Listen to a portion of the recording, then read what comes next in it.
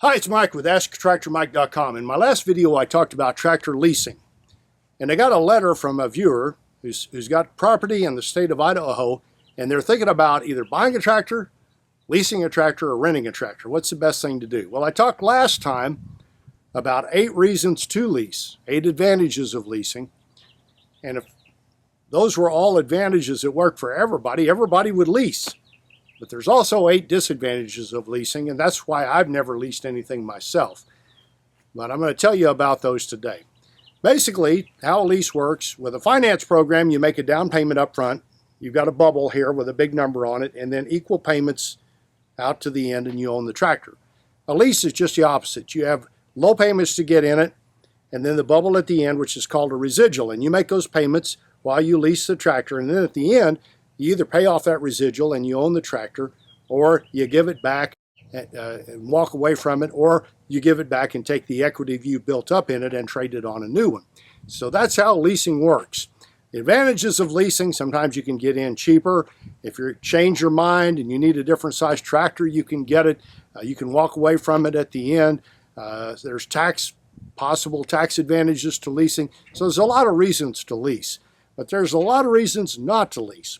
The number one reason not to lease is a lot of times your overall cost of ownership, especially with a 0% interest rate program, is going to be lower if you finance a tractor versus leasing a tractor. A lot of people don't know this. When you finance a tractor, they have to, by law, tell you what the interest rate is while you're financed. With a lease, they don't have to. And it's real easy to make that interest rate a little higher than what the norm is. So you don't really know how much interest you're paying on a lease. So generally, especially if you've got a 0% interest program for a long period of time for a finance program, it's a lot cheaper to own the tractor through financing than it is through the lease program. The number 2 disadvantage of leasing: it used to be an advantage of leasing that you could get into a lease cheaper with less upfront money than you could with a finance program, because most finance companies required 20 to 25 to 30% down to start a finance program to own a tractor. Today, there's a lot of programs out there that require little or no money down. Let's say you get a 5 or 10% down or no money down and start financing that. Makes leasing a lot less attractive. So the number 2 disadvantage of leasing: it actually may cost more to get started with the lease program, because you've got to have 1, 2, or 3 payments in advance than it does with a financing program. The number 3 disadvantage of leasing, and this is the one everybody that's done a lease and been burned has generally got hurt on. At the end of the lease, that tractor has to be inspected and pass an inspection. It has to have no more than normal wear. Now, your definition of normal wear and the inspector's definition of normal wear may be totally different. So let's say you bring that thing back and it's got a couple of chunks out of the tire, which in my mind is kind of normal use, and the inspector doesn't like it and they bill you for new tires. Well, you've lost all advantages of leasing. So the number 3 disadvantage of leasing is the tractor, when it's turned back in, has to pass inspection.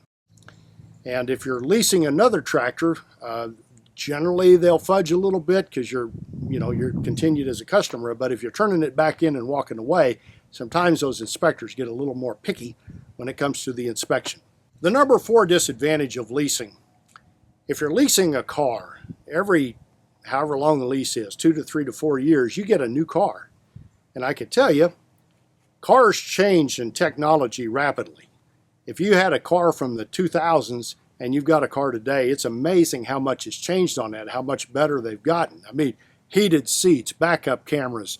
I could go on and on with all the Bluetooth, stereo, all the things that are great about a new car. So if you're leasing a car, you get a new one every few years with the latest technology. The disadvantage of tractor leasing is tractors generally don't change that much. They don't change models very often, and when they do change models, they may not change much on them. So a disadvantage of leasing: yeah, you get a new one every 3 to 4 to 5 years, however long that lease goes on, but it may be the same thing with just newer paint on it. The number 5 disadvantage of leasing, and I can tell you this from experience, it's a lot easier for me as a dealer to hide profit in a lease. Let's say the going rate on the lease program is 4% interest. They've got some kind of a special low rate. If I wanted to charge 4.5% interest, that extra 0.5% of interest goes in my pocket, and that's done on leases. It's also possible to have a residual inflated. Let's say that the residual on the tractor should be $8,000 and I make it $9,000. That's what you're going to have to pay to get that tractor, to own that tractor at the end, and that extra $1,000 goes to me. It also gives me a little room to negotiate or to drop the price if there's damage on it and things like that. So a lot of people do that. But on a finance program, you're required by law to tell the owner the interest rate, the person that is financing the interest rate. On a lease program, you're not required to tell what the interest rate is, and a lot of contracts don't have that on there, so you don't know what interest rate you're paying and what interest rate the dealer got. He may be charging you more than what he got. The number 6 disadvantage of leasing: if you lease a tractor and at the end you give it back, trade the equity of that into another tractor, lease that, at the end of that, trade the equity out, and just keep rolling tractors. You get a new tractor every 2 to 4, maybe 5 years, but you're always making payments. If that is how you operate and you're fine as long as it'll cash flow, then more power to you. I hate making payments. I want to get that thing paid off. If you continue to roll a tractor into a new lease program every few years, you'll be making payments till you die and never actually own it. So that's one reason I don't lease. I like to own the thing. I like the payments to go away and I like to get the bill paid and move on. But if that doesn't bother you, a lease may be the way to go. The number 7 disadvantage of leasing, and this happens to a lot of folks that move out to the country and buy a little tractor. When you look at what you paid for that tractor and how few hours are on it, and a lease tractor will generally have a 300-hour limit on number of hours you can put on it per year. And those of us that live out in the country that just brush hog a little bit and putter around building flower beds and stuff like that might put 75 hours a year on, or maybe 100. And a lot of people just put maybe 30, 40 hours a year on. That's pretty normal. Of course, if you're not used to a tractor, you don't know how much use equates to an hour. But I can tell you, you're probably not going to put 300 hours on it unless you're using it a bunch. So you're actually paying for 300 hours a year. And if you put 35 hours, that's an awful high cost for that amount of hours. And it's possible you might look at rental. Generally, rental will cost a lot of money. You have no equity at the end of it, but somebody else is maintaining the tractor and keeping the fuel clean and worrying about theft and all that stuff. You don't have to worry about it. But if you're just putting a few hours a year on, you might think about rental. It might be a cheaper way to go. And finally, the number 8 reason not to lease. And I'm going to ask you a question, and I invite you to put it in the comments below. If you've bought a tractor in the last few years or you're shopping for a tractor, do you lease cars? And have you had good experience with that? And would you be open to a tractor lease? If your mindset is used to leases, where you just pay for what you use and get a new one every few years, maybe a lease program on a tractor looks really favorable and you'd be open to it, but your equipment dealer never presents it to you. And there's a reason for that. I saw a recent Farm Equipment Magazine survey that showed 45% of dealers don't want to mess with a lease. They'll let you walk if you ask for a lease because they don't want to dink with it. And farm equipment dealers are notorious about doing things the way they've always done them. And a lot of folks just hate leases. And for some reason, they can't get their mind around when they lease something to someone, it's actually a sale.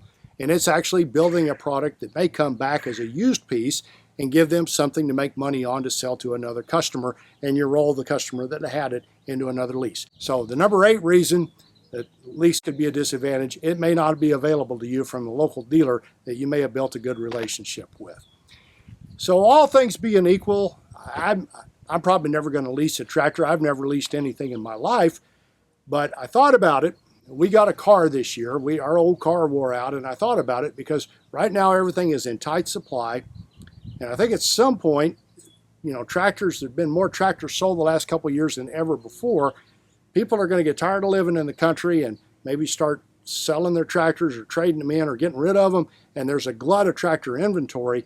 And then all of a sudden, if you had a lease and it's 3 years down the road and the finance company's got repos and they've got stuff that's been turned back in that nobody wants, and they've got a glut of inventory, they might negotiate on that residual and you'd get a whale of a deal. So, leasing kind of looks attractive from that standpoint, but there's no guarantees that will happen. So at the end, you kind of got to go with what you know. And right now, most of the time, it's cheaper to finance a tractor than it is to lease. Appreciate you watching my videos. If you'd like to subscribe to my YouTube channel, I'd be honored. Click the mic face icon and check the bell so you're notified when I post future videos. Here's a link to my website and the Tractor Fund store with unique items for the tractor owner that helps support my channel. And here's a link to that last video I did talking about the advantages of leasing. Thanks for watching.